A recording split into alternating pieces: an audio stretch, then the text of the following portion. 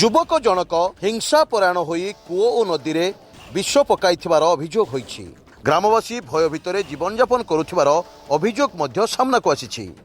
ସୂଚନା ଅନୁଯାୟୀ ଲୋକସରା ବ୍ଲକ ଆମପାଣି ଥାନା ଅନ୍ତର୍ଗତ କୌଡୋଳା ଗ୍ରାମର ଡଙ୍ଗରିପଡ଼ାଠାରେ ଜଣେ ଯୁବକ ହିଂସା ପରାୟଣ ହୋଇ କାଉଡୋଲାଠାରେ ନଦୀ ଓ କୂପରେ ବିଷ ପକାଇଥିବାର ଅଭିଯୋଗ ସାମ୍ନାକୁ ଆସିଛି। ନଦୀରେ ବିଷ ପକାଇବାରୁ ମାଛ ମଡ଼କ ଦେଖିବାକୁ ମିଳିଛି, ଯାହା ପାଇଁ ଲୋକେ ନଦୀକୁ ଗାଧୋଇବାକୁ ଯିବାକୁ ମଧ୍ୟ ଭୟ କରୁଛନ୍ତି।